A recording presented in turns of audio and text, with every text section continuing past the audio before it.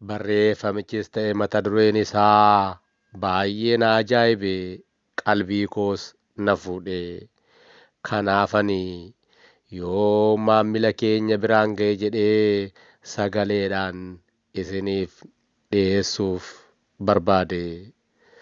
Mata dureen barreeffamichaa kan bara eger maraatu barana ni soqolata jedha.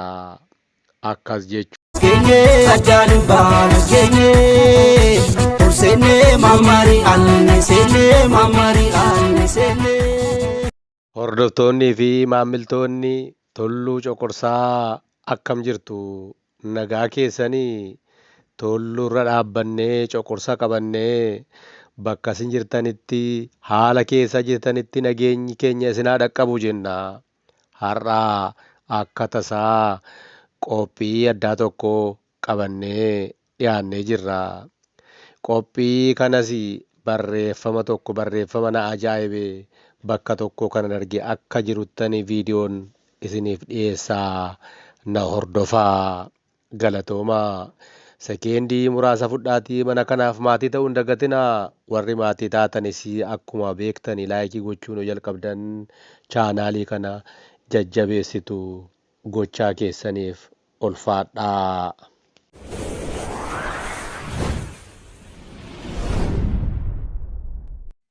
Mata dureen barreeffamichaa dhimma gidduu kana biyya keessatti haasa'amaa jiru kan ilaallatudha.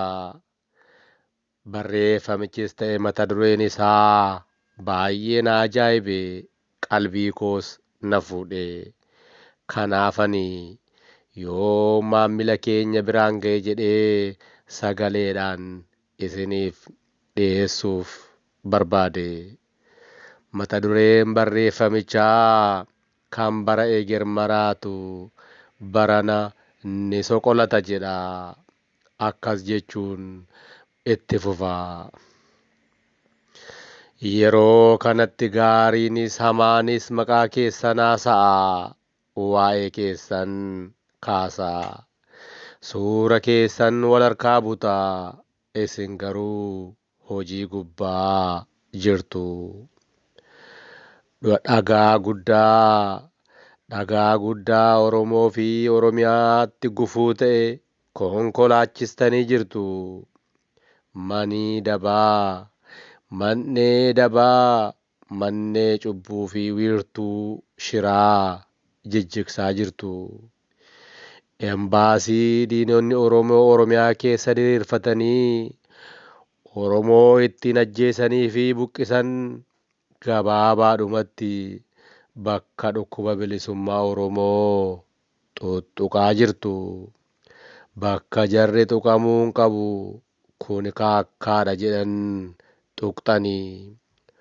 Osoo isaan rafanii irra baatanii kiyyoo jaarraa tokko olii fi Oromoo irratti diriiree ture diiguu eegaltanii. Akkuma isaan jedhan, akkuma isaan dhiiga keenya tucite jedhanii, hidda dhiiga keenyaa tucite akkuma jedhanii galii isaanii kutuuf deemaa jirtu. Kaayyoo isaanii gufachiisuu fi Oromoo irraa buqqisuuf deemaa jirtu. Kanaaf iyya baay'isanii waan fedheefuu kan bara eger maraatu barana ni soqolata. Dhiisaa haa iyyanii. Isin garuu uummanni Oromoo biyya lafaa kana gubbaa hanga jiruu fi jiraatutti onnee saba kanaa keessatti gocha ajaa'ibaa bara baraan yaadatamu dalagdanii jirtu. Seenaa Oromoo keessatti seenaa bara baraan yaadatamu galmeessitanii jirtu. Dhugaa qabattanii waltajjii sobdootaa irratti hanga xumuraatti falmitanii jirtu. Kanaanis hayyootaa fi geggeessitoota Oromoof fakkeenya dorgomaa hin qabne taatanii jirtu.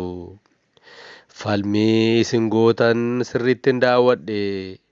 Viidiyoo isaa irra deddeebi'ee dhaggeeffadhe. Kabajaa fi jaalalli Kabajaa fi jaalalli kiyya dachaan isiniif dabale lapheen koosii qalama yookaan halluu hin haqamnee fi bara baraan laphee koo irratti maxxanee jiraatuun jaalalaan isin galmeesse. Dhugaan dubbadhaa amantii isin barsiiftan kan ani hin hordofne yoo ta'e illee abboota kiyya jedhee hoggaan isin waamu jaalalaa fi kabaja guddaatu natti dhaga'ama. Umurii dheeraa nageenya guutuu waliin isiniif haa kennu. Irra deebi'een jedha isin abbootii kiyyaa. Akkuma isin hordoftan barreeffamichi kan armaan olitti dhiyaate kana fakkaata. Dhugaa dubbachuuf taanaan akkuma barreeffama kanarratti dhageessanii namichi kana barreesse waan garaa koo keessa jiru barreesse eeyyee kun laphee tokko keessanii keessa jira jedheen yaada. Dhagaa isaan konkolaachisan dhagaa suutaa miti kan waggaa dheeraadhaaf taa'ee bakka dabitti raawwatamu Oromoon fi Oromiyaan akka jeeqaman kan gochaa ture jijjigsuu eegalanii. Afaan keenyaan waaqeffachuun namarraa kan argannu otoo hin taane uumaatiin kan nuuf kennamedha. Eeyyee nutis biyya qabnaa biyya caaltu jedhe miti Alii Birraa. Eeyyee anis biyyan qabaa biyya caaltu Oromiyaa. Yaa Oromoo koo waan fedheefiyyuu yoo tokkummaan qabaanne dirree jaalalaa hin turru. Galaana guddaa miti caancooyyuu hin qaxxaamurru dhageessanii. Eeyyee yoo tokkummaan qabaanne dirree jaalalaa hin turru. Galaana guddaa miti caancooyyuu hin qaxxaamurru. Eeyyee tokkummaan harka wal qabannee diinni keenya hamaa ta'uusaa hubannee garaagarummaa siyaasaa nu gidduu jiru dhiifnee tokkummaan harka wal qabannee gara fuulduraatti haa kaanu. Tokkummaan humna. Oromoof garuu tokkummaan humna qofa miti. Dhimma jiraachuu fi jiraachuu dhabuuti. Ulfaadhaa. Viidiyoo itti aanuun hanga walitti deebinutti nagaannuu turaa. Galatoomaa guddaa isin jaallannaa. Eeyyee mana kana seenanii ba'uun ni danda'ama osoo laayikiin godhin yookaan hiriyoota keessaniif hin qoodin garuu deemuun dhorkaa ta'uu isaa hin irraanfatinaa. Galatoomaa.